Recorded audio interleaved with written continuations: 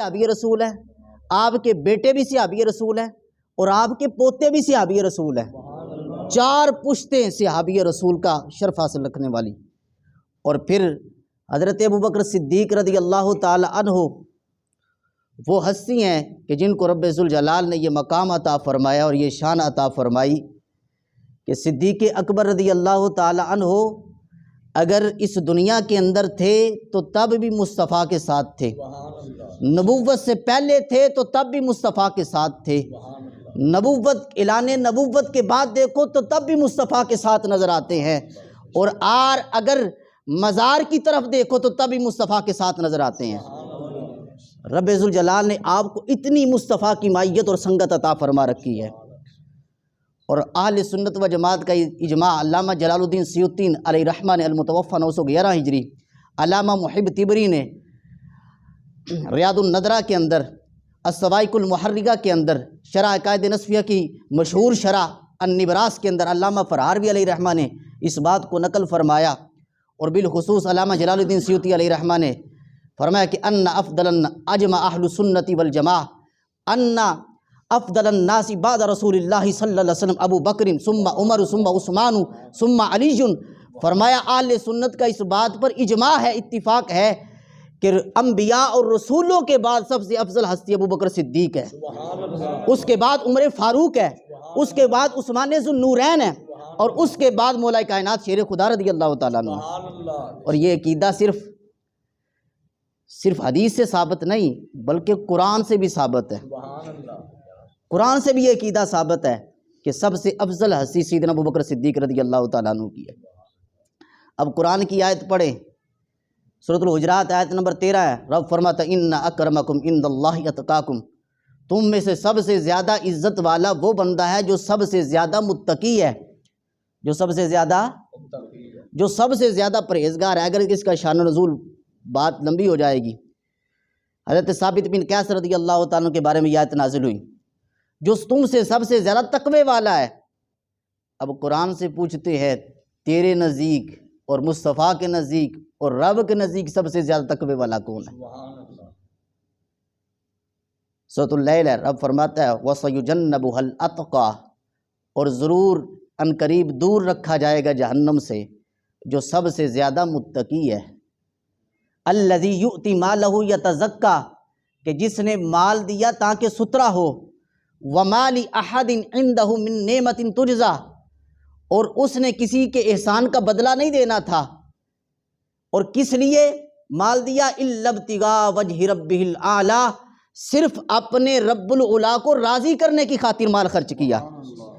یہ آیت اس وقت نازل ہوئی، یہ سورۃ اللیل کی کچھ آیات اس وقت نازل ہوئی کہ جب حضرت ابوبکر صدیق رضی اللہ تعالیٰ عنہ نے حضرت بلال رضی اللہ عنہ کو خرید کر آزاد فرمایا تھا، اور لوگوں نے تانے دینے شروع کر دیے کہ غالباً حضرت بلال نے کوئی بہت بڑا احسان کیا ہے، جس کی پیدائش کے اندر حضرت ابوبکر صدیق نے حضرت بلال کو خرید کر مہنگوں داموں آزاد کیا ہے۔ اور کتنے مہنگے داموں آزاد کیا تھا؟ نستاش غلام کے بدلے خرید کر آزاد کیا، اور نستاش غلام ابوبکر صدیق رضی اللہ عنہ کا وہ غلام تھا۔ اعلیٰ حضرت نے بھی لکھا، قاضی ثناء اللہ پانی پتی نے تفسیر مظہری کے اندر لکھا کہ نستاش غلام خود 10,000 دینار کا مالک تھا، کئی آگے اس کے غلام تھے، کئی لونڈیاں، کئی عورتیں اس کی باندیاں تھیں، کئی جانوروں کا مالک تھا۔ اور شرعی مسئلہ یہ ہے کہ غلام کا سارا مال آقا کا مال ہوتا ہے، اور دوسرا شرعی مسئلہ یہ ہے کہ جب غلام کو بیچ دیا جاتا ہے اس کے پاس جتنا مال ہوتا ہے وہ خریدنے والے کے پاس چلا جاتا ہے، تو کروڑوں کی قیمت دے کر حضرت ابوبکر صدیق نے حضرت بلال کو خریدا۔ اگر صرف 10,000 دینار ہی دیکھا جائے تو آج کتنی لاکھوں کے اندر قیمت بنتی ہے۔ اور باقی معاملات جو آگے ان کے غلام تھے، لونڈیاں تھیں۔ حضرت ابوبکر صدیق رضی اللہ تعالی عنہ کو تانے دینے لگے لوگ کہ لگتا ہے کوئی احسان ہے۔ رب نے فرمایا وَمَا لِأَحَدٍ عِنْدَهُ مِن نِعْمَةٍ تُجْزَىٰ إِلَّا ابْتِغَاءَ وَجْهِ رَبِّهِ الْأَعْلَىٰ، فرمایا کہ حضرت ابوبکر صدیق نے کسی کے احسان کا بدلہ چکانے کی خاطر بلال کو خرید کر آزاد نہیں کیا، وہ تو اپنے رب کی رضا کی خاطر آزاد کر رہے ہیں، وہ تو اپنے رب کی رضا کی خاطر آزاد کر رہے ہیں۔ تو قرآن نے فیصلہ دیا کہ تم میں سے سب سے زیادہ، مفسرین کہتے ہیں اس اتقا سے مراد، سب سے زیادہ متقی سے مراد ابو بکر صدیق ہے۔ کیا ہے؟ ابو بکر سب سے زیادہ متقی کون ہے؟ اور قرآن کا فیصلہ یہ ہے کہ تم میں سے سب سے، اب سورۃ حجرات کی آیت پڑھو، نتیجہ میں دینے لگا ہوں۔ ان قرآن سے ثابت ہے سب سے افضل ہستی ابو بکر صدیق ہے۔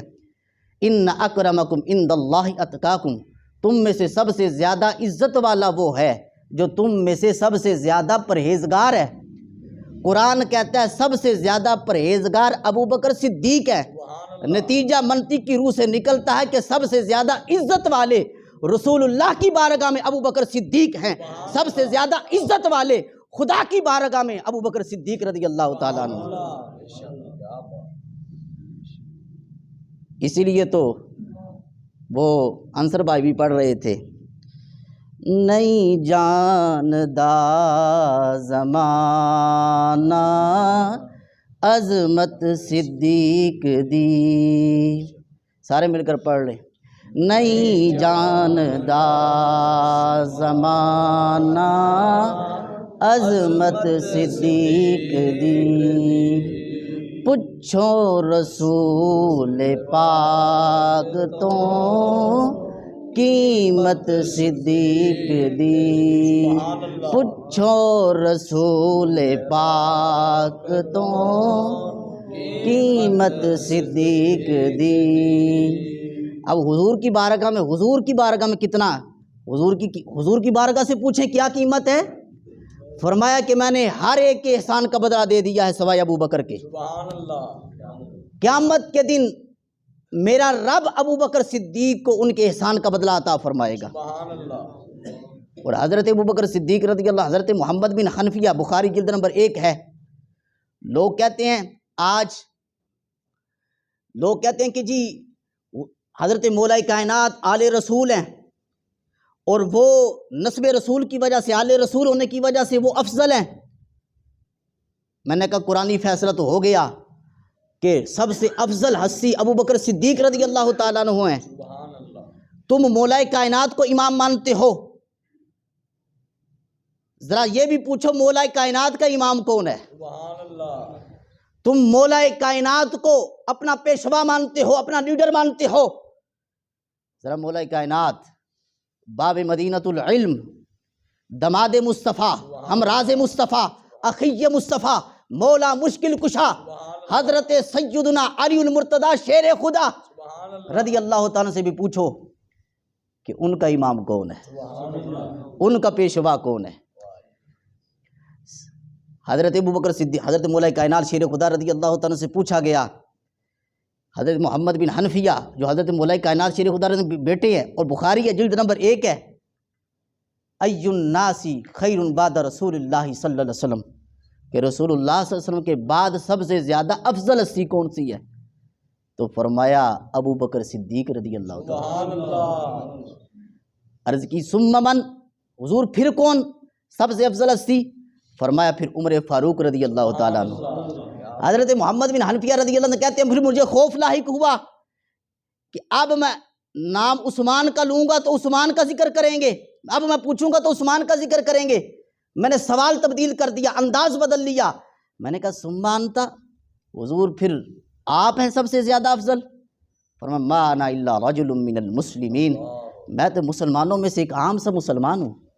عاجزی کرتے ہوئے ارشاد فرمایا، یعنی کہ محمد بن حنفیہ رضی اللہ تعالی عنہ حضرت مولا کائنات کا فرمان نقل کر رہے ہیں۔ لوگ مولا کائنات کو پیشوا مانتے ہیں، ارے سنو، سارے اولیاء چاہے وہ رکبا ہیں، چاہے وہ نقبا ہیں، چاہے اخیار ہیں، چاہے ابدال ہیں، چاہے اقطاب ہیں، چاہے غوث ہیں، قیامت تک کے سارے اولیاء مولا کائنات کو اپنا امام مانتے ہیں۔ مولا کائنات ابو بکر صدیق کو اپنا پیشوا مانتے ہیں، اپنا لیڈر مانتے ہیں۔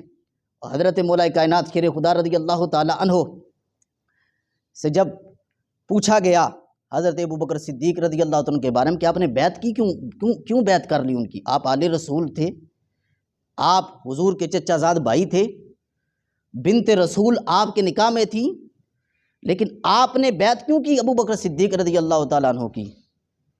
تو فرمایا رسول اللہ صلی اللہ تعالیٰ علیہ وسلم نے، بخاری یا دیگر کتابوں کے اندر بھی حدیث موجود ہے، رسول اللہ صلی اللہ تعالیٰ علیہ وسلم نے دین کے اندر ابو بکر صدیق کو ہمارا امام بنایا تھا۔ سبحان اللہ۔ لوگ کہتے ہیں کہ یہاں بھی ڈنڈی مارتے ہیں کچھ، اور کہتے ہیں کہ ابو بکر صدیق رضی اللہ تعالی عنہ امامت کے لحاظ سے، حکومت کے لحاظ سے پہلے نمبر پر ہے، اور روحانیت کے لحاظ سے، طریقت کے لحاظ سے وہ پہلے نمبر پر نہیں ہے۔ یہاں روحانیت دین ہے، طریقت دین ہے، ذرا بتاؤ نماز دین ہے کہ نہیں ہے؟ سبحان اللہ۔ ابو بکر صدیق رضی اللہ تعالیٰ کو مسلح امامت پر کھڑے کیا، اور غالباً کافی دنوں تک 10 سے زائد نمازیں، 16-17 کے قریب آپ نے نمازیں مسلح مصطفیٰ پر کھڑے ہو کر پڑھائی۔ سبحان اللہ۔ اور مولا کائنات بھی اس وقت موجود تھے، عمر فاروق بھی موجود تھے، حضرت عثمان ذو النورین رضی اللہ تعالی عنہم بھی موجود تھے، دیگر اہل بیت اطہار، دیگر صحابہ بھی موجود تھے۔ سب کی موجودگی میں جب کہا، حضرت عائشہ صدیقہ رضی اللہ عنہ کو حکم دیا گیا کہ آپ مرو ابا بکرین، ابو بکر کو حکم دیا جائے کہ وہ نماز پڑھائیں، تو حالانکہ یہ فضیلت والی بات تھی، عظمت والی بات تھی، لیکن اس کے باوجود ہی حضرت عائشہ صدیقہ رضی اللہ تعالیٰ نے یہ نہیں کہا کہ میرے والد کی کو پروٹوکول مل رہا ہے، عزت مل رہی ہے تو میں حکم دے دیتی ہوں۔ لوگوں کو لالچ ہوتی ہے عہدے کی، پوسٹ کی، لیکن وہ گھرانہ صدیقی گھرانہ تھا۔ انہوں نے کہا کہ وہ تو رقیق القلب ہے، نرم دل والے ہیں، وہ آپ کے مسئلے پر کھڑے ہونے کی طاقت نہیں رکھتے، ان کے دل کو برداشت نہیں ہو سکے گا کہ میں مصطفیٰ کے ہوتے ہوئے مسئلے پر کھڑے ہو جاؤں۔ لیکن مصطفیٰ کریم صلی اللہ علیہ وسلم پسند کرتے تھے کہ میرے بعد اگر کوئی کھڑا ہو تو ابو بکر صدیق کھڑا ہو۔ اب فرمایا کہ اتنے سخت جملے بولے ازواج مطہرات کو، فرمایا تمہاری ابھی یوسف علیہ السلام کی جو صاحبات ہیں ان جیسی عادتیں نہیں گئیں، جاؤ ابو بکر صدیق کو حکم دو کہ میرے مسئلے پر کھڑے ہو کر نماز پڑھائیں۔ اب نماز پڑھائی تو مولا کائنات شیر خدا رضی اللہ عنہ نے واضح کہہ دیا کہ جب مصطفیٰ نے ابو بکر صدیق کو دین کے اندر امام بنایا تھا، ہم نے ابو بکر صدیق کو دنیا کے اندر بھی امام مان لیا۔ سبحان اللہ۔ دنیا کے اندر بھی امام مان لیا، اور دنیا کے اندر اپنا قائد اور لیڈر مانا۔ اب حضرت ابو بکر صدیق رضی اللہ تعالی عنہ صرف یوں ہی نہیں لیڈر بنے، کچھ کوالٹیاں ہوتی ہیں، کچھ خصلتیں ہوتی ہیں، اور کچھ عادتیں ہوتی ہیں، کچھ اخلاقیات ہوتی ہیں جس کی وجہ سے بندے کو لیڈر منتخب کیا جاتا ہے۔ حضرت غالباً فرات بن صاحب رضی اللہ تعالیٰ عنہ وہ روایت کرتے ہیں کہ سرکار دو عالم صلی اللہ علیہ وسلم نے ارشاد فرمایا کہ 360 خصلتیں ہیں بلائیوں کی۔ کتنی؟ 360 خصلتیں ہیں بلائیوں کی۔ اللہ تعالیٰ جب کسی بندے سے بلائی کا ارادہ کرتا ہے تو ایک خصلت اس بندے کے اندر پیدا فرما دیتا ہے، جس کی وجہ سے اللہ تعالیٰ جنت کے اندر داخلہ عطا فرما دیتا ہے۔ حضرت ابوبکر صدیق پاس کھڑے تھے، عرض کی یا رسول اللہ صلی اللہ علیہ وسلم افی شیء منہا، یا رسول اللہ ان خصلتوں میں سے کچھ خصلتیں میرے اندر بھی ہیں، میرے اندر بھی ہیں، میں بھی اس قابل ہوں؟ تو سرکار دو عالم صلی اللہ علیہ وسلم نے جملے ارشاد فرمائے، فرمایا نعم جمعا من کل، سبحان اللہ۔ اے ابوبکر صدیق ہاں، لیکن کتنی خصلتیں ہیں؟ 10 ہیں، 100 ہیں، 200 ہیں؟ فرمایا نعم جمعا من کل۔ فرمایا جب رب کسی بندے سے بلائی کا ارادہ کرتا ہے ایک خصلت 360 میں سے اس بندے کے اندر پیدا کر دیتا ہے۔ لیکن اے ابوبکر صدیق، رب نے تجھے کتنا باکمال بنایا ہے اور کتنا عروج اور شان و شوکت سے مالا مال فرمایا ہے، وہ ساری کی ساری 360 خصلتیں اللہ تعالیٰ نے تجھے عطا فرما رکھی ہیں۔ سبحان اللہ، کیا بات، سبحان اللہ۔ اسی وجہ سے تو صدیق اکبر رضی اللہ تعالیٰ عنہ کو لیڈر منتخب کیا گیا، امام منتخب کیا گیا، اور پھر خلیفہ وقت، خلیفہ بلا فصل منتخب کیا گیا۔ اور حضرت ابوبکر صدیق رضی اللہ عنہ جس وقت غار ثور تھے، آج لوگ کہتے ہیں حضرت ابوبکر صدیق کہ جنہی دمادم مست کلندر علی کا پہلا نمبر، یہاں کہتے ہیں جی یہ تو بس روحانیت کے اندر ہم مان رہے ہیں، لیکن حضرت مولا کائنات شیر خدا رضی اللہ عنہ کو فرمان سنو، کتنا سخت فرمان ہے۔ آپ نے فرمایا لا یفضلونی علی ابی بکر و عمر الا جلدتہ حد المفتری، فرمایا کہ جو مجھے جس کے بارے میں پتہ چل جائے کہ وہ مجھے ابو بکر پر فضیلت دے رہا ہے، عمر فاروق پر فضیلت دے رہا ہے، تو فرمایا تو میں اسے بہتان تراشی کرنے والے کی حد جاری کروں گا۔ اور قرآن مجید کے اندر بہتان تراشی کرنے کی کیا سزا ہے؟ 80 کوڑے۔ فرمایا جس کے بارے میں پتہ چل جائے۔ اب قیامت کے دن وہ لوگ کیا منہ دکھائیں گے جو کہتے ہیں دمادم مسکل اندر علی کا پہلا نمبر۔ سارے لوگ یہی مانتے ہیں جو محبت علی کے اندر غلو کرتے ہیں اور محبت علی کے اندر حد سے تجاوز کرنے کی کوشش کرتے ہیں کہ دمادم مسکل اندر علی کا پہلا نمبر، لیکن مولا کائنات شیر خدا رضی اللہ تعالیٰ کی محبت یہ ہے اور ان کے ساتھ وفا یہ ہے کہ دمادم مست کلندر نہیں، علی کا پہلا نمبر نہیں، بلکہ مولا کائنات شیر خدا رضی اللہ تعالیٰ کو جو بات محبوب یہ ہے کہ دمادم مست کلندر ابو بکر دا پہلا نمبر، عمر دا دوجا نمبر، عثمان دا تیجا نمبر اور مولا کائنات کا چوتھا نمبر۔ یہ بات محبوب ہے مولا کائنات شیر خدا رضی اللہ تعالیٰ عنہ کو۔ اور پھر جس وقت حضرت ابو بکر صدیق رضی اللہ تعالیٰ عنہ غار کے اندر، آخری بات ذکر کر کے اپنی گفتگو کو ختم کروں گا، آخری بات ذکر کر کے اپنی گفتگو کو ختم کروں گا۔ ریاض الندرہ کے اندر علامہ محب طبری علیہ رحمہ نے اس بات کو نقل فرمایا کہ ہجرت کے وقت، جس وقت حضرت ابو بکر صدیق رضی اللہ تعالی عنہ نعرہ تکبیر، اللہ اکبر، نعرہ رسالت، یا رسول اللہ، نعرہ حیدری، یا رسول اللہ، نعرہ تحقیق، حق جاری، تاجدار ختم نبوت زندہ باد، زندہ تاجدار ختم نبوت زندہ باد، زندہ باد۔ جس وقت حضرت ابو بکر صدیق رضی اللہ تعالیٰ حضور کی معیت کے اندر ہجرت کا سفر طے کر رہے تھے اور عامر بن فہیرہ آپ کے غلام بھی آپ کے ساتھ تھے، 3 راتیں غار ثور کے اندر سیدنا ابو بکر صدیق رضی اللہ تعالیٰ ٹھہرے مصطفیٰ کے ساتھ 3 دن، غالباً 27 سفر سے لے کر ربیع الاول کی پہلی تک سرکار دو عالم صلی اللہ علیہ وسلم صدیق اکبر رضی اللہ تعالیٰ کے ساتھ تھے۔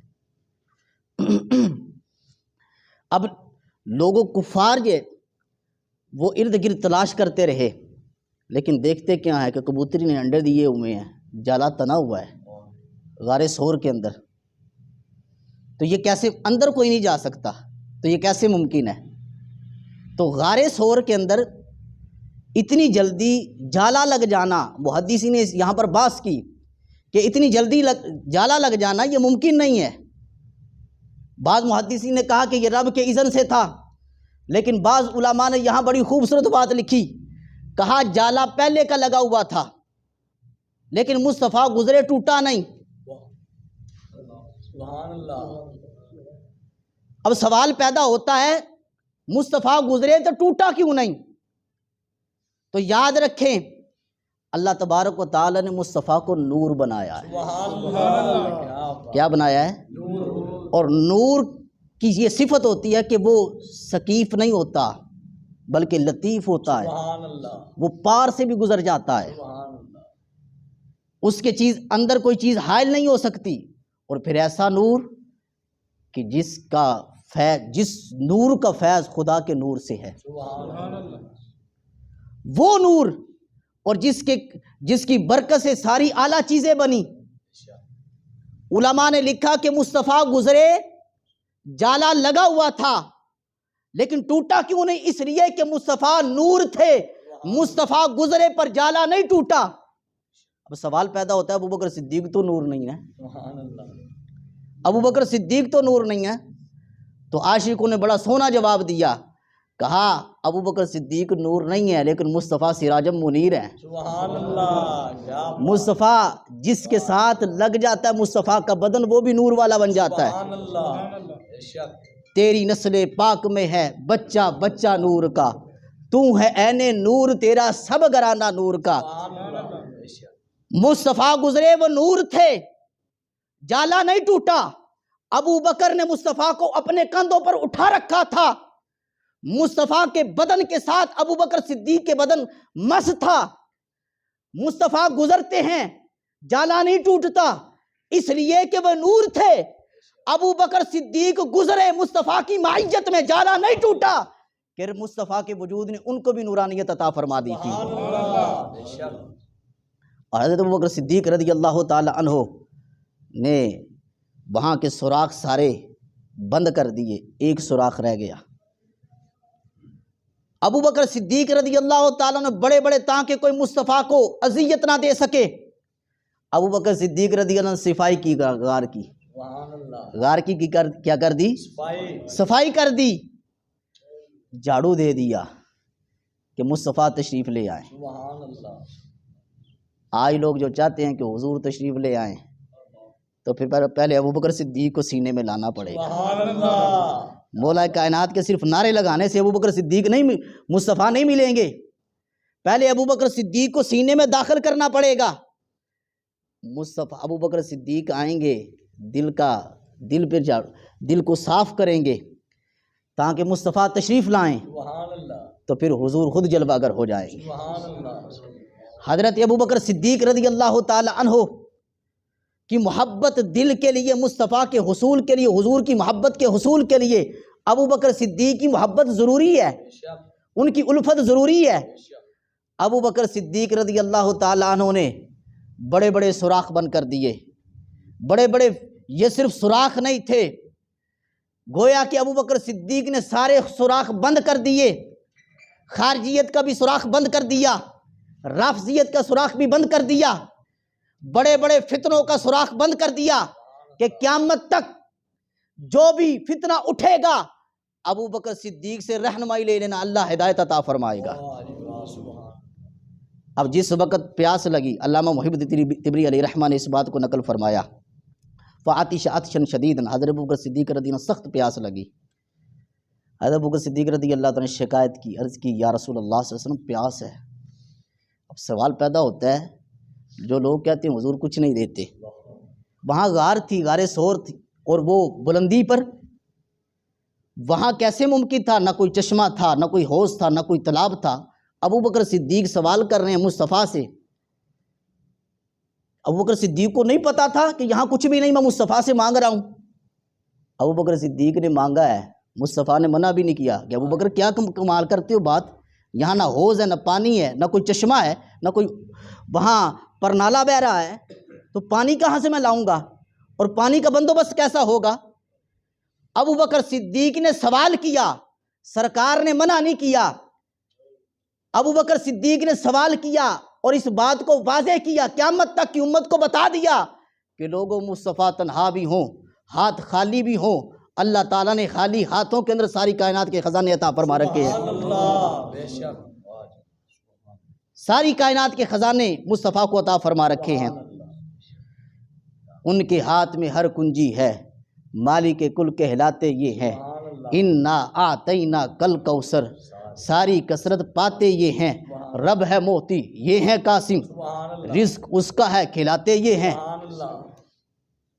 حضرت ابو بکر صدیق رضی اللہ تعالیٰ پانی مانگا، فرمایا کہ اذهب الى صدر الغالی فاشرب. ابو بکر صدیق غار کے قریب جاؤ، باہر جاؤ، وہاں تمہیں پانی مل جائے گا. ابو بکر صدیق رضی اللہ عنہ فشربت، میں نے پانی پیا. ماؤہ احلی من العسل ابید من اللبن، میں نے پانی پیا، شہد سے زیادہ میٹھا تھا، دودھ سے زیادہ سفید تھا، اور اس سے خوشبو کسوری سے بھی زیادہ آ رہی تھی. جب پانی پی کر ابو بکر صدیق تشریف لائے، عرض کی یا رسول اللہ، اور سرکار نے پوچھا شربتا، ابو بکر کیا تو نے پانی پی لیا ہے؟ تو سرکار کو تو پتہ تھا پانی ملے گا، ابو بکر صدیق کو بھی پتہ تھا پانی ملے گا. عرض کی حضور پانی پی لیا ہے. فرمایا کہ الا ابشرک یا ابا بکر، ابو بکر میں تمہیں خوشخبری نہ سناؤں؟ پانی تو پی لیا، آیا کہاں سے ہے؟ ان اللہ تعالی، عرض کی حضور کیوں نہیں؟ فرما ان اللہ تعالی امر الملک المعکل ان احرق نہرا من جنت الفردوس الى صدر الغارب لیشرب ابو بکر. فرمایا ابھی جب تو نے پانی مانگا تھا، میرے رب نے جنت پہ معمور فرشتوں کو حکم دیا. پتہ چلتا ہے کہ مصطفیٰ موجود غار میں ہو دیکھ جنت کا نظارہ بھی سکتے ہیں۔ اللہ بے شک ابھی ابھی میرے رب نے حکم دیا ہے اس فرشتے کو جو جنت پر معمور ہے کہ جنت الفردوس کی نہروں میں سے ایک نہر کا منہ غار ثور کی طرف کر دیا جائے سبحان اللہ کہ میرے یار کے یار ابو بکر صدیق کو پیاس لگی ہے۔ سبحان اللہ تاجدار ختم نبوت زندہ باد، تاجدار ختم نبوت زندہ باد، لبیک لبیک لبیک یا رسول اللہ، لبیک لبیک لبیک یا رسول اللہ، لبیک لبیک لبیک یا رسول اللہ۔ اب سوال پیدا ہوتا ہے کہ جنت الفردوس کا پانی کیوں آیا؟ اور جنت کا بھی تو پانی آ سکتا تھا نا، دنیا کا پانی بھی تو آ سکتا تھا نا۔ جنتوں میں سے سب سے اعلیٰ جنت کا پانی آیا، تو جواب سننا چاہتے ہیں؟ سبحان اللہ تو جواب یہ ہے ابو بکر صدیق ہیں، جنت ہے، جنت الفردوس ہے جنتوں کی سردار، جنت الفردوس ہے جنتوں کی سردار، اور جس ہستی کے یار کو پیاس لگی ہے وہ ہے نبیوں کا سردار۔ سبحان اللہ جنت الفردوس ہے جنتوں کی سردار، اور جس ہستی کے یار کو پیاس لگی ہے وہ ہے نبیوں کا سردار۔ تو رب نے جنت الفردوس سے نہر جاری فرمائی، جنت الفردوس کا پانی بھیجا، اس لیے کہ پینے والا جو ہستی ہے اور جس ہستی کا وہ یار ہے وہ نبیوں کا سردار ہے، اور جنت الفردوس ہے جنتوں کی سردار ہے۔ سبحان اللہ تو اس وجہ سے اللہ تعالیٰ نے جنت الفردوس سے پانی نازل فرمایا۔ سرکار دو عالم صلی اللہ علیہ وسلم نے جب یہ سنایا تو حضرت ابوبکر صدیق رضی اللہ تعالیٰ عنہ کی یا رسول اللہ ولی عند اللہ ہذہ المنزلہ، یا رسول اللہ رب کی بارگاہ میں میرا یہ مقام ہے، رب کی بارگاہ میں میرا یہ مقام ہے، اتنا مقام ہے؟ فرمایا نعم وافضل، ابوبکر صدیق یہ مقام تھوڑا ہے جو تمہیں دکھایا گیا، اس سے بھی زیادہ ہے، سبحان اللہ اس سے بھی زیادہ ہے۔ والذی بعثک بالحق والذی بعثنی بالحق نبیا لا يدخل الجنۃ مبغضک ولو کان له عمل 70 نبیا، فرمایا اے ابوبکر صدیق اس ذات کی قسم جس نے مجھے حق نبی بنا کر بھیجا ہے، تجھ سے نفرت کرنے والا، تجھ سے بغض رکھنے والا، تجھ سے عداوت رکھنے والا، تجھ سے کینہ رکھنے والا جنت میں داخل نہیں ہو سکتا، اگرچہ اس کے پاس 70 نبیوں کے اعمال بھی ہوں۔